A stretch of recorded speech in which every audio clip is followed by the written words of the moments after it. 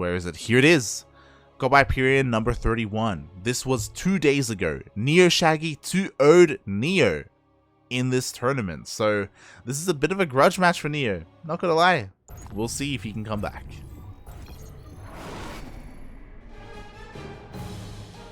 I mean, he has. As spawning in the bottom left-hand corner of 2000 Atmospheres ALE, we have the CranKy Duckling himself, the Peruvian Terran player. Currently up 2-0 in this best of 5 qualifying match. It is NeO.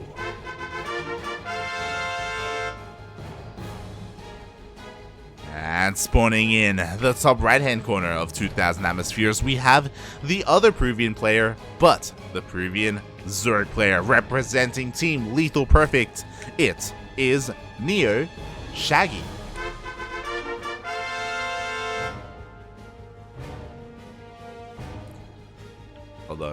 Hold on, where's the copy pasta?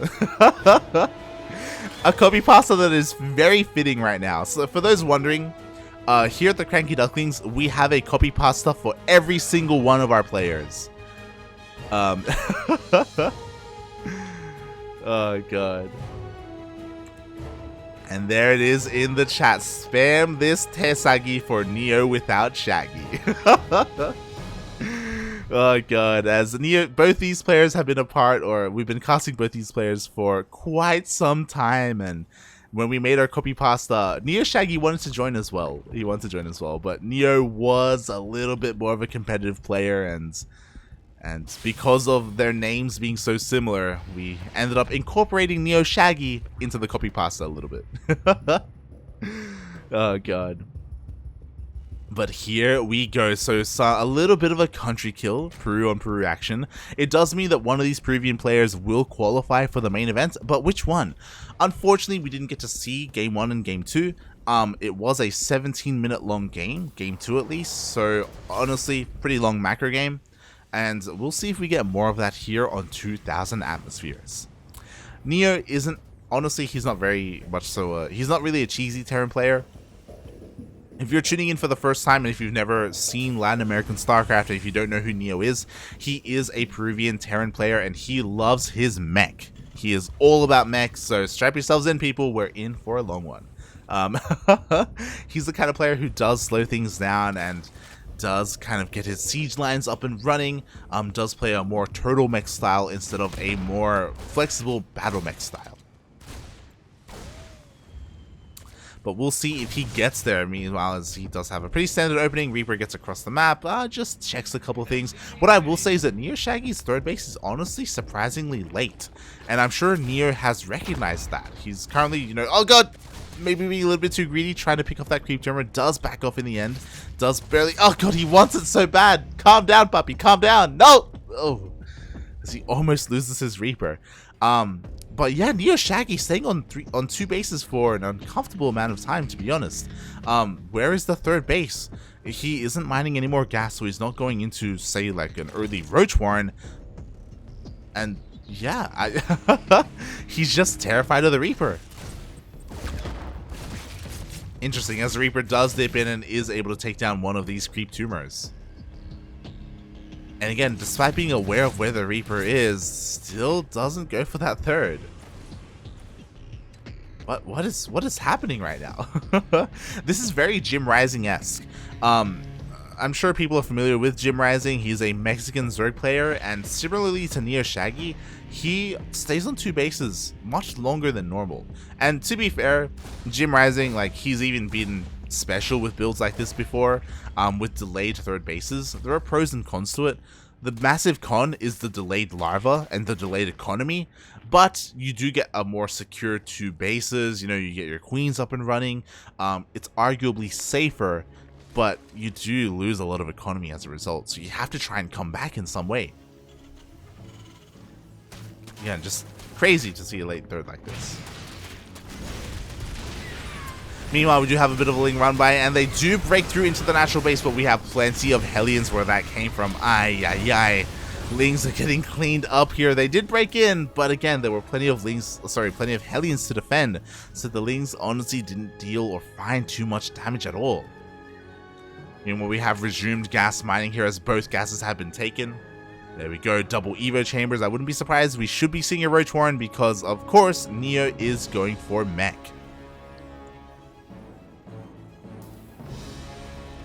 It's KD Shin in the chat. What MMR is this? What MMR? 5.5? NeO is around, I want to say 5.3 to 5.4 at the moment. I know NeO hasn't been laddering as much recently as, fun fact, NeO is studying to become a lawyer. He is currently in law school, I believe his third year? Second or third year. But yeah, as a result, NeO does focus a lot on his studies, doesn't ladder as much as he would like to. So he is currently at around that MMR. Meanwhile, he does go for his Liberator. Oh my god, actually getting a decent amount of drone kills. Oh my, even gets the queen. Not like this. And behind this, I love it. NeO is having some fun. He is going for Hyperflight Rotors for that Banshee speed. I know NeO has been playing around a lot with Thor Banshee, but it's been a while since I've seen him do this. If I recall, it was I first saw it by 4GG. 4GG did this a couple of months ago in ESL Open Cup.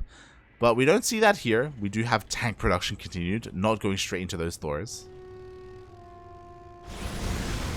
Oh, as NeO is active here with his Hellions, finding more link kills. Oh my god. And by the way, I made an assumption earlier. NeosShaggy is not going for roaches. He knows NeO. Like, we're in a best of 5. This is game 3, and still opts not to go for them despite going up against mech.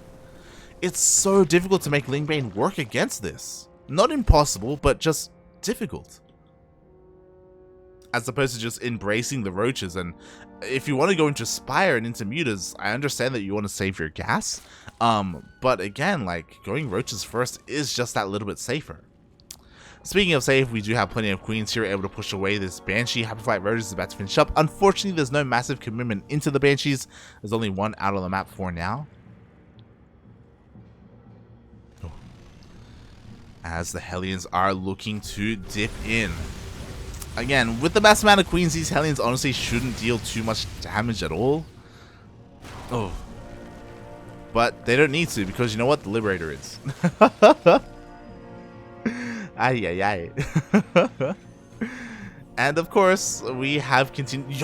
We have continued factory production. But what I love is that NeO is actually playing Battle Mech. He very rarely does this, but he is committed into Magfield accelerators and even Blue Flame. So I love that NeO is exploring a couple of other avenues here instead of just going for the slower tank Viking style that he tends to lean towards. And honestly, he's been finding a lot of success. 6 drones go down to the Liberator, not necessarily to these Hellions, but he's done a very good job at just distracting the army and forcing all these things. As a result, NeosShaggy, like, his worker count is honestly abysmal. He's down to 50. Not just that, he needs another base. He needs a 4th base up and running. Especially when you're going Lingbane like this, like, your larva is so important. As we do have another Ling run by that's just gonna run into Hellions and Cyclones. Ay, ay, ay. NeO just having his way with Shaggy. My god. Finally, the mutas are coming out though. Finally, like, this is what NeosShaggy has been working towards. And there aren't that many Cyclones here, so maybe damage can be done. Maybe he can avoid this and just go across the map and get into a mineral line. As, ooh, the mutas do get scouted. Is there a response? There we go. Immediately we see Mistletoe production here at home at the natural base. Is it going to be done in time? And is one Mistletoe going to be enough here as the mutas are finally finding their way across the map? Banshee gets taken out. Oh, we have a lot of Cyclones. NeosShaggy, please be careful. Oh, as we only have one lock on, the mutas survive for now. We do see a double expansion behind this, which I do appreciate. Roach Warren as well. So again, the tech and the transition is here. NeosShaggy just needs time because NeO's army is honestly getting a little bit terrifying. 4 tanks, that's a lot of tanks. Mutas are going to be able to dip in and they will find some damage. He tries to focus down the missile turret, but yo, NeO immediately is on top of that repair.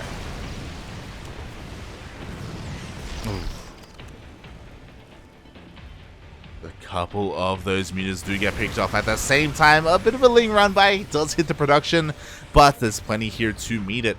And I'm so terrified for NeosShaggy because soon NeO is going to move out with these Hellions and these Cyclones, and he doesn't have enough to defend. He's working on roaches now, but they are so late, and they're going to be slow as well. So here we go, we have a couple of lock-ons. Some of these mutas are going to be shaved off. Finally, Blue Flame is done, and with Blue Flame, these things are going to do nothing against these Cyclones. They're trying to close the distance and trying to dive on top of them, but again, they all get cleaned up. And with the death of those Lings, that means the death of these mutas. NeosShaggy trying to take advantage of the situation, trying to dive and reset that Cyclone count, but he was a little bit overeager. This entire game, NeosShaggy has been losing so many Lings. 122 Lings, Jesus Christ. So many Lings have fallen in this game. So much larva, arguably wasted, just having a hard time trading against these Hellions. Finally, we see roaches come out, but any kind of map presence that NeosShaggy once had isn't there anymore. To be fair, Queens and Roaches and Ravagers are a pretty strong force defensively, so NeosShaggy has a good chance at elongating this game and getting back into this, as long as he doesn't move out.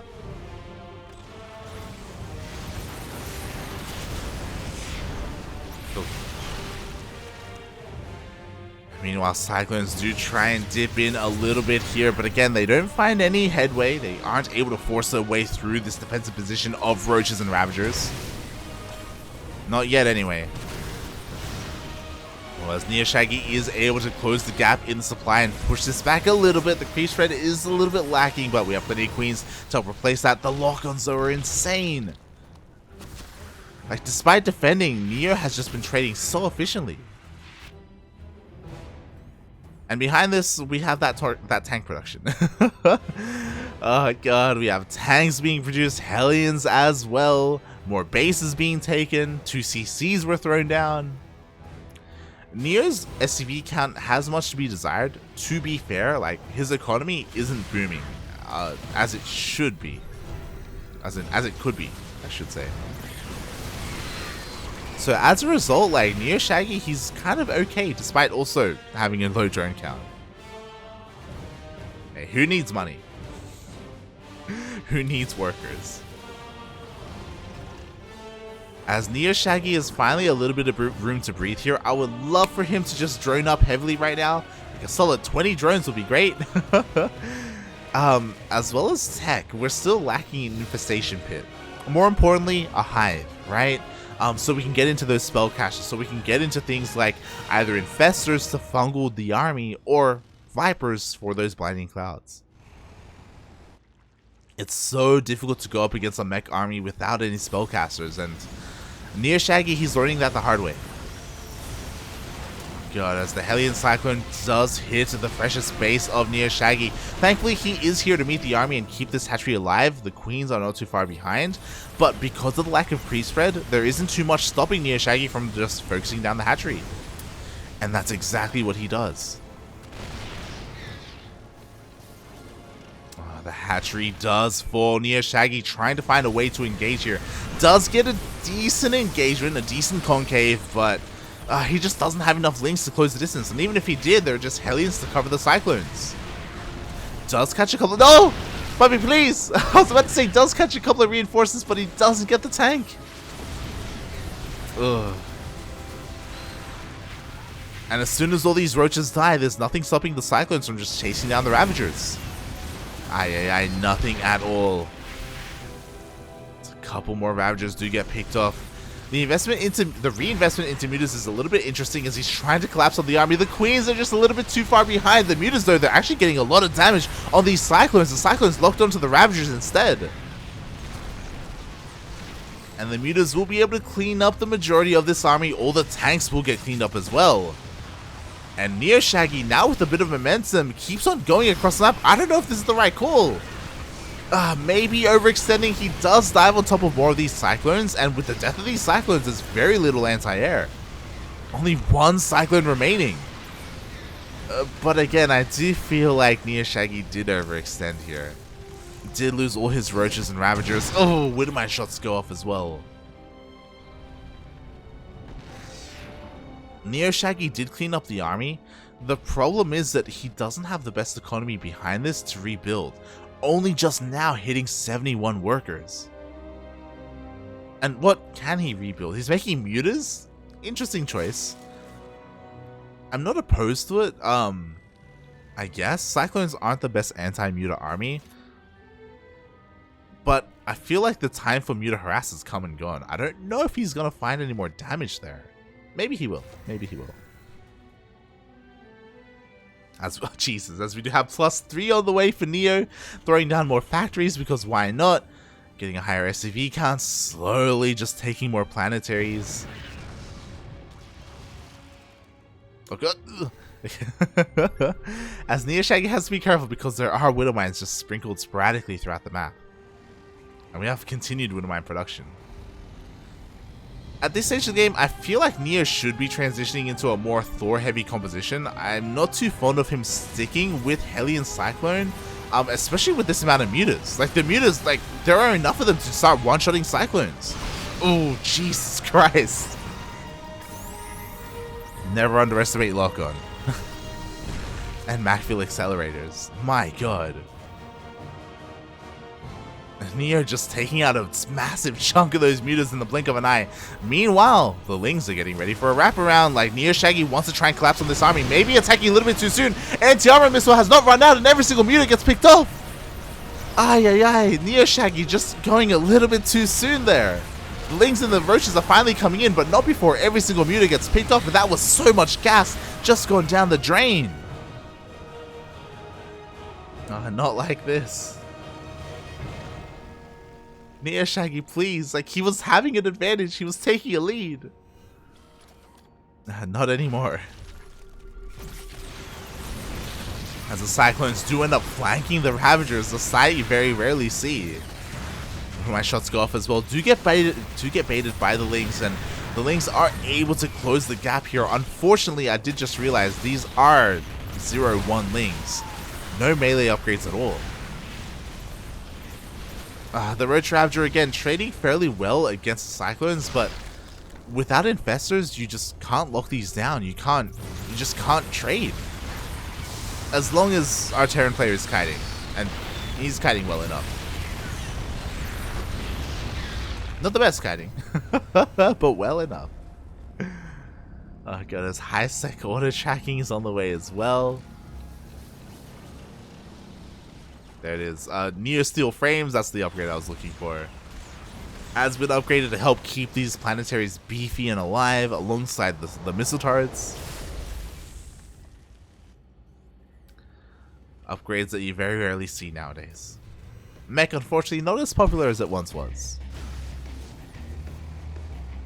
Other than TvZ.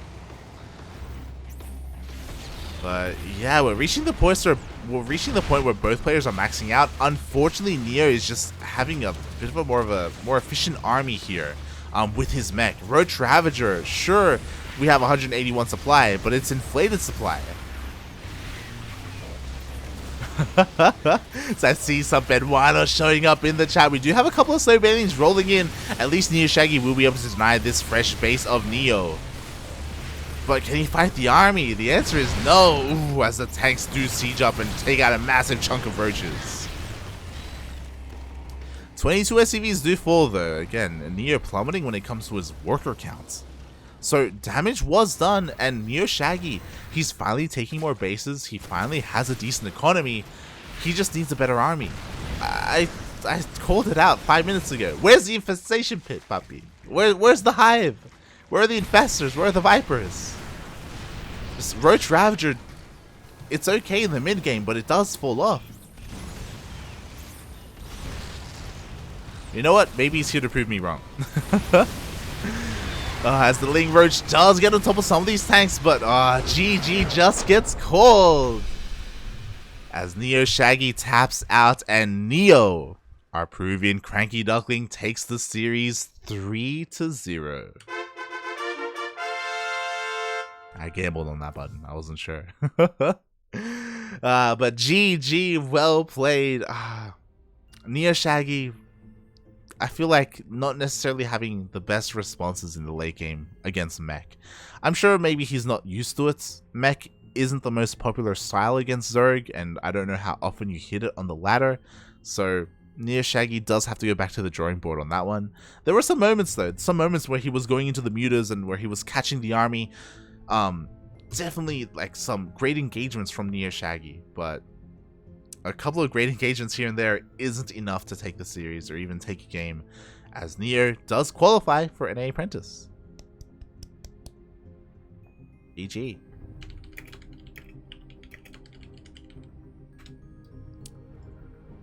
GG, well played. And with that, we have all of our qualified players. I say all of our qualified players, exclamation mark me in the chat if you want to have a look at the bracket. There is still one series remaining, but they are mid-series, and that is Zero versus Raurin. And honestly, I feel like that is a bit of an uphill battle for Raurin. Congratulations to Disrespect, as he did 3-0 Cognite. And yeah, only one series remaining here for that final qualifying spot.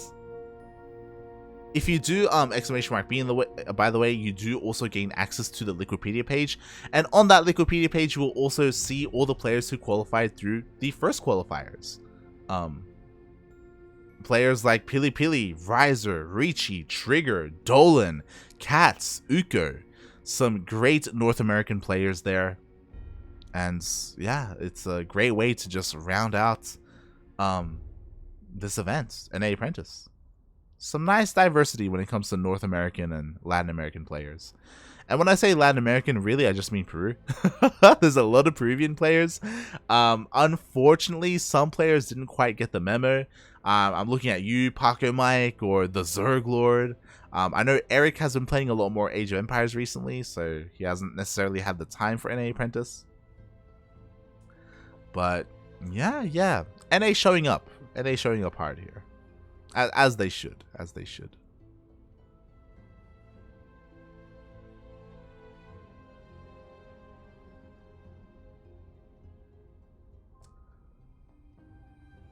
And with that... oh god, we got a choice to make. Hold on, I got a message group.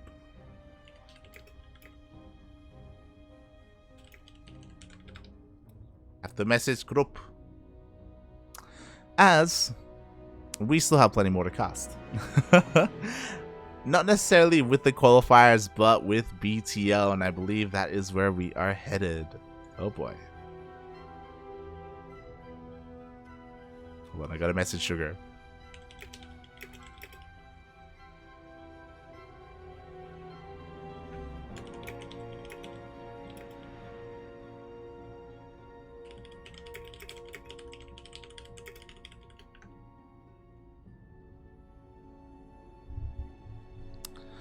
As I'm just letting him know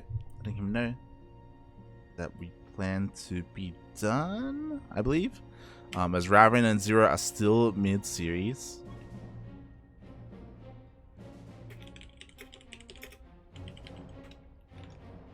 Oh, I'm tempted to drag Sugar on, actually. I'm very tempted. Oh god, but here we go. So with that, it does end our coverage of NA Apprentice. Again, massive shout out to all the players who qualified. Something exciting to me is that we do have a couple of CranKy Ducklings in there as well, so we're going to be cheering as best we can for them.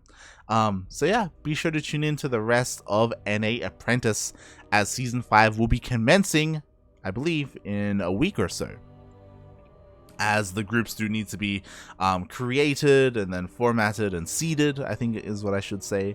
So Sugar will be quite busy with that. Meanwhile, I mentioned it earlier, the CranKy Ducklings, we have a Team League match, and we are going to be going up against Sugar himself, the Apprentice Boys. Oh my god. So we have a best of 5. We have a best of 5 ahead of us. It is going to be the CranKy Ducklings versus Apprentice Esports Pro League format.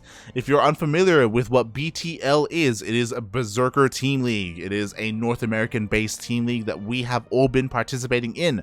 All the major teams in North America, as well as Latin America. And we are almost done with the round robin format.